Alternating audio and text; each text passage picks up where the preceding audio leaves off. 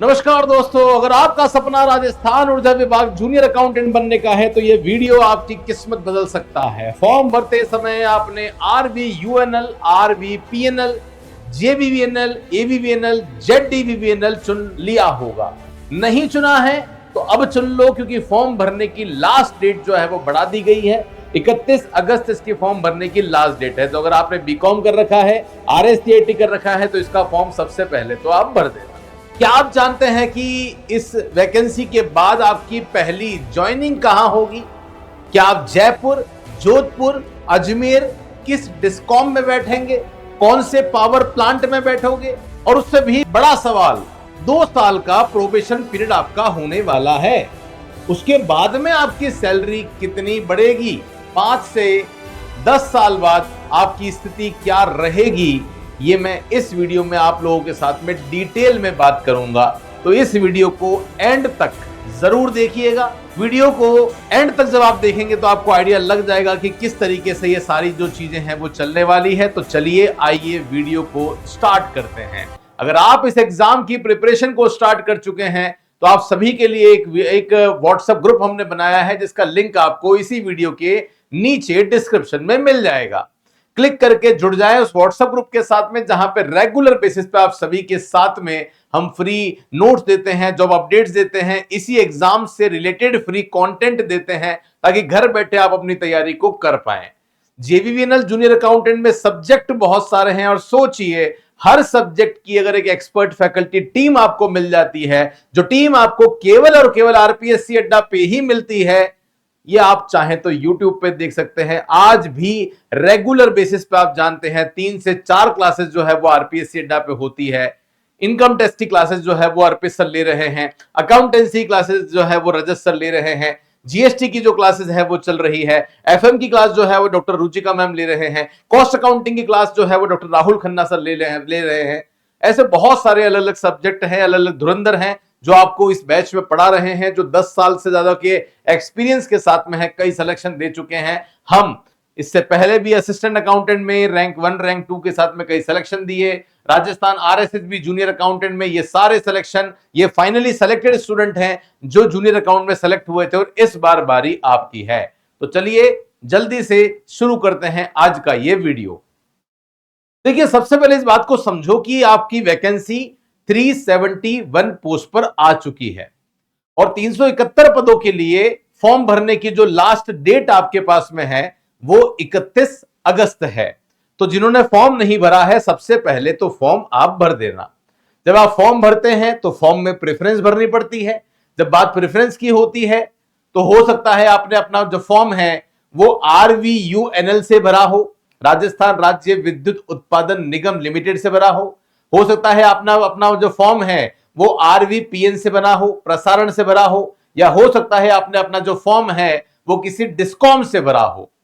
यही तो सवाल है सबसे बड़ा कि सर ये जो अलग अलग डिपार्टमेंट है, जैसे बात करता हूं आरवीयूएनएल की, जो क्या काम करती है, जो बिजली के उत्पादन का काम करती है, पावर के जनरेशन का काम करती है। और अगर आपने अपना फॉर्म जो है वो कहां से भरा है, आरवीयूएनएल से भरा है। कहानी को समझने की कोशिश करना। मैंने कहा कि आरवीयूएनएल जो काम करता है वो क्या करता है, इलेक्ट्रिसिटी को, पावर को जनरेट करने का काम करता है। तो जहां जहां पे राजस्थान के प्रमुख थर्मल और हाइड्रो पावर प्लांट हैं, वहां पे आपकी पोस्टिंग जो है वो होने वाली है। आप कहेंगे सर कहां कहां पोस्टिंग हो सकती है हमारी? तो अगर आपने फॉर्म आरवीयूएनएल से भरा है तो हो सकता है आपकी पोस्टिंग सूरतगढ़ में हो जाए, गंगानगर में, हो सकता है छबड़ा बारा में हो जाए, हो सकता है आपकी पोस्टिंग कोटा में भी हो जाए, या काली सिंध झालावाड़ में हो जाए, या बांसवाड़ा में भी आपकी हो सकती है कि वहां पे भी हाइड्रो प्लांट है। और अगर आपने अपना फॉर्म आरवीयूएनएल से भरा है तो आरवीयूएनएल में आपकी पोस्टिंग मुख्य रूप से इन पावर प्लांट साइट के हेड ऑफिस या फील्ड अकाउंट सेक्शन में होने वाली है। यह बात आप यहां पे ध्यान रखेंगे। तो अगर आपने आरआरवीयूएनएल से अपना फॉर्म भरा है तो पोस्टिंग कहां कहां आ सकती है? गंगानगर में, बीकानेर में, बाड़मेर में, बारा में, कोटा में, धौलपुर में, बांसवाड़ा में, या जैसलमेर में आपकी जो पोस्टिंग है वो आ सकती है। अगर आपने अपना फॉर्म जो है वो आरवी पीएनएल से भरा है ना, प्रसारण निगम लिमिटेड से अगर आपने अपना फॉर्म भरा है, तो प्रसारण का काम क्या होता है? प्रसारण का काम होता है बिजली का पारेषण करना, पावर को ट्रांसमिशन करना, जो ग्रिड नेटवर्क बनाया जाता है। पोस्टिंग कहां होती है? तो पूरे राजस्थान में स्टेट वाइज जो हेडक्वार्टर है या जो सर्कल ऑफिस है, वहां पे आपकी पोस्टिंग होती है। तो आरवीपीएनएल में अगर आपने फॉर्म भरा है तो आपकी पोस्टिंग जो है वो मेनली हो सकता है कि जयपुर, जो कि मेन हेड ऑफिस है, जो विद्युत भवन में है, वहां पे आपकी पोस्टिंग हो जाए संभागीय मुख्यालय के रूप में, डिविजनल हेडक्वार्टर में आप बैठेंगे, है ना। और जितने भी ग्रिड सब स्टेशन हैं 220 के केवी के या 400 केवी के जीएसएस के ग्रिड सब स्टेशन के अकाउंट्स ऑफिस का जो काम है वो आप करेंगे। आरवीपीएनएल की जब बात होती है तो आरवीपीएनएल में डिस्ट्रिक्ट हेडक्वार्टर और बड़े शहरों में रहने का चांस आपके पास सबसे ज्यादा होता है। स्टूडेंट्स, ये बातें सारी फॉर्म भरने से पहले पता होनी चाहिए आपको, तभी कहीं ना कहीं बेनिफिट होता है। बात करते हैं सर, अगर हमने हमारा फॉर्म जो विद्युत वितरण कंपनियां हैं, डिस्कॉम कंपनियां हैं, कितनी है डिस्कॉम कंपनियां? तो डिस्कॉम कंपनियां 3 हैं। हो सकता है आपने अपना फॉर्म अजमेर विद्युत वितरण निगम लिमिटेड एवीवीएनएल से भरा हो, या हो सकता है जयपुर विद्युत वितरण निगम लिमिटेड जेवीवीएनएल से भरा हो, या हो सकता है जोधपुर विद्युत वितरण निगम लिमिटेड जेडडीवीवीएनएल से आपने अपना फॉर्म भरा हो। तो अगर इन तीनों में अगर आपने अपना फॉर्म भरा है तो पहले तो तीनों के काम को समझ लो। तीनों का काम क्या है? क्योंकि ये जो कंपनियां हैं ये वितरण कंपनियां हैं, तो इनका काम क्या है? बिजली का वितरण करना, बिलिंग करना, पावर का डिस्ट्रीब्यूशन करना, यही कंपनियां करती है। रेवेन्यू का काम भी यही कंपनियां करती है। ओके, तो जिन्होंने अपना फॉर्म जेवीवीएनएल से भरा है, जयपुर डिस्कॉम से भरा है, तो पहले तो मेनली मेरे हिसाब से समझदारी आपने रखी होगी। तो जो जयपुर के आसपास के क्षेत्र में रहते हैं या अपनी पोस्टिंग जयपुर में चाहते हैं, जयपुर के आसपास में जाते हैं, उन्होंने फॉर्म जेवीवीएनएल से भरा होगा। हालांकि सबके पद जो है वो अलग अलग हैं, उस हिसाब से भी हो सकता है आपने पदों के हिसाब से भी प्रेफरेंस को रखा होगा।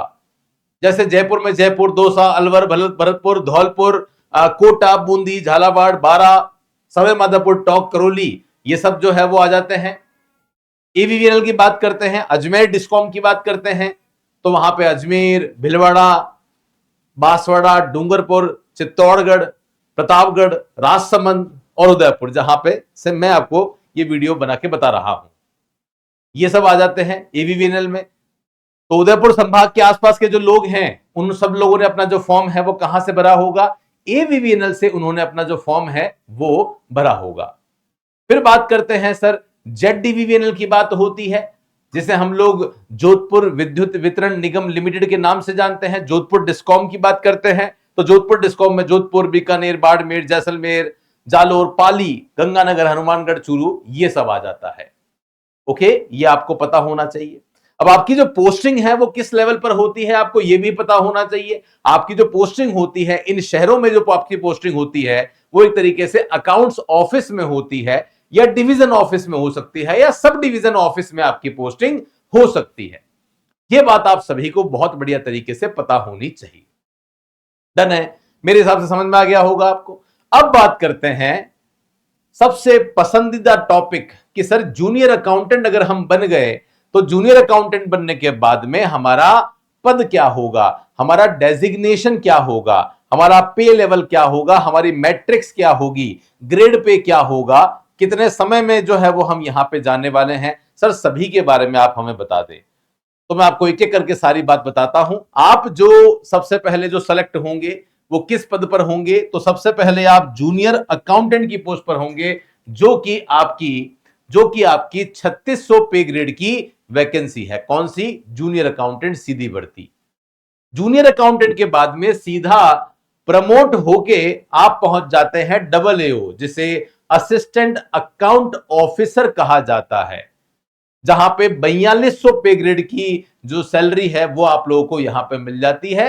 लगभग आप मान के चलिए 5 से 7 साल यहां जाने में आपको लगेंगे। उसके बाद में AAO सेकंड बनोगे आप, सेकंड के बाद में आप जो है वो प्रमोट होके कहां चले जाओगे, डबल एओ फर्स्ट पे पहुंच जाओगे। ठीक है, ये आप ध्यान रखेंगे, डबल एओ फर्स्ट मतलब असिस्टेंट अकाउंटेंट ऑफिसर, आप फर्स्ट पर पहुंच जाएंगे। फर्स्ट पर पहुंचेंगे तो वहां पे लेवल 12 के हिसाब से आपको सैलरी मिलेगी। ये बात भी ध्यान रखिएगा, लेवल भी पता होना चाहिए। यहां पे आपका लेवल 11 है, यहां पे लेवल 12 के हिसाब से सैलरी मिलेगी। इसका मतलब आपकी जो ग्रॉस सैलरी है, आपकी जो पे ग्रेड है ना, वो 4800 ग्रेड पे आपका जो सिलेक्शन है वो होने वाला है। 5 से 6 साल बाद आप जो है वो डबल एओ फर्स्ट के पद पर अपॉइंट हो जाते हो। जब आप यहां पे सर्विस दे देते हो तो इसके बाद सीधा एक बहुत बड़े प्रशासनिक अधिकारी के रूप में आप अपॉइंट होते हैं, जो कहलाता है अकाउंट ऑफिसर, जहां पे लेवल 14 लगता है और 5400 पे ग्रेड आपका लागू हो जाता है।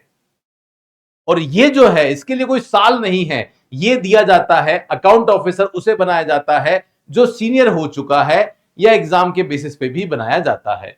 उसके बाद में हम बात करते हैं सीनियर अकाउंट ऑफिसर, जहां पे लेवल 15 के हिसाब से सैलरी मिलती है और 6600 का पे ग्रेड है। ये कंप्लीट एक्सपीरियंस के बेसिस पे मिलती है, कोई सीधा एग्जाम नहीं होता। और सबसे ऊपर जो आता है वो चीफ अकाउंट ऑफिसर आता है, सीएओ जिसे कहते हैं, सीएओ। लेवल 20 के हिसाब से सैलरी मिलती है और आप देख सकते हैं 7600 का पे ग्रेड जो है वो आप लोगों को मिलने वाला है। और ये आपके करियर का सर्वोच्च पद है। तो अगर आपने कम उम्र में जो है वो जूनियर अकाउंटेंट बन गए हैं, तो धीरे धीरे करते करते आप डेफिनेटली एक दिन वहां पे पहुंचने वाले हैं।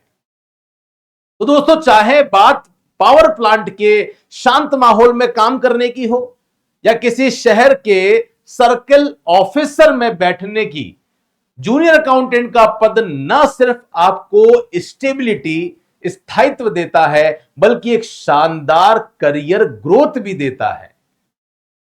आपकी पहली पसंद कौन सी कंपनी है, आरवीयूएनएल, आरवीपीएनएल या आपकी लोकल डिस्कॉम कंपनी? नीचे कमेंट करके तुरंत जो है वो आपको बताना है। और आप जानते हैं कि इससे पहले हमने जूनियर अकाउंटेंट में कई सिलेक्शन जो है वो दिए हैं। आपको लगता है कि सर हम प्रिपरेशन करना चाहते हैं, सीरियस मूड पे करना चाहते हैं और इस बार इनके जैसे हम भी एग्जाम में सेलेक्ट होना चाहते हैं, तो आप हमारे लाइव और रिकॉर्डेड बैच के साथ में जुड़ सकते हैं। टेस्ट सीरीज हमने लॉन्च कर दी है, जिसमें मॉक टेस्ट भी मिलेंगे, टॉपिक वाइज एमसीक्यूज भी मिलेंगे। 6000 एमसीक्यूज हम उसमें आपको देने वाले हैं। तो जो भी जुड़ना चाहता है, जुड़ जाइए उस टीम के साथ जो सबसे ज्यादा सिलेक्शन वाली टीम है। टॉपिक वाइज एमसीक्यूज आपको सिलेबस में मिलेंगे, बायलिंगुअल क्लासेस आपको मिलेगी। और अगर आप कुछ भी लेना नहीं चाहते तो आप जुड़ सकते हैं हमारी एप्लीकेशन के साथ। एप्लीकेशन में बहुत सारा फ्री कंटेंट आपको मिल जाता है। जितने भी इंडिया लेवल पर अकाउंटेंट के एग्जाम हुए हैं, उन सभी के पेपर हमने डाले हुए हैं। कहां डाले हुए हैं? आप ऐप डाउनलोड करो, फ्री मटेरियल में जाओ, फ्री मटेरियल में जाके डॉक्यूमेंट में जाओ, डॉक्यूमेंट में जाकर जितनी भी एनसीईआरटी की बुक्स है वो सारी आपको मिल जाती है। जितने भी प्रीवियस ईयर पेपर्स हैं वो आपको मिल जाते हैं। अकाउंटेंट में जितने भी हमारे सिलेक्शंस हुए हैं उन सभी के इंटरव्यूज आपको मिल जाते हैं। और रेगुलर बेसिस पे जो हम टेस्ट सीरीज आपके लॉन्च करते हैं, वो टेस्ट सीरीज भी आपको टेस्ट में मिल जाती है। फिर भी कोई डाउट है, फिर भी कोई समस्या है, तो आप इनमें से किसी भी नंबर पर हमें फोन करें, हमें मैसेज करें, हमारी टीम जरूर आपको फोन करेगी और आपको आपकी मंजिल तक जरूर पहुंचाएगी। किताबें ऑलरेडी लॉन्च हम लोग कर चुके हैं, financial accounting, audit, cost accounting, है ना, ये सारी किताबें हमने आपके लिए ऑलरेडी लॉन्च कर दी है। आप चाहें तो इसी वीडियो के नीचे आपको जो स्टोर दिख रहा होगा, वहां पे बुक दिख रही होगी, वो आप ऑर्डर कर दीजिए। अगले 7 से 10 दिन में ये किताबें आप सभी के पास में पहुंच जाएगी, जिसमें आप घर बैठे अपनी तैयारी को बहुत बढ़िया तरीके से कर सकते हैं। ये चैनल सब्सक्राइब नहीं किया है तो सब्सक्राइब कर लो, बेल आइकन पे क्लिक कर लो, ताकि हर एक इंपॉर्टेंट वीडियो नोटिफिकेशन आप तक पहुंचता रहे। मेरे साथ में इस वीडियो में बने रहने के लिए धन्यवाद। मैं मिलता रहूंगा कुछ ऐसी ही इंपॉर्टेंट वीडियो के साथ। तब तक के लिए टेक केयर, धन्यवाद, जय हिंद, वंदे मातरम।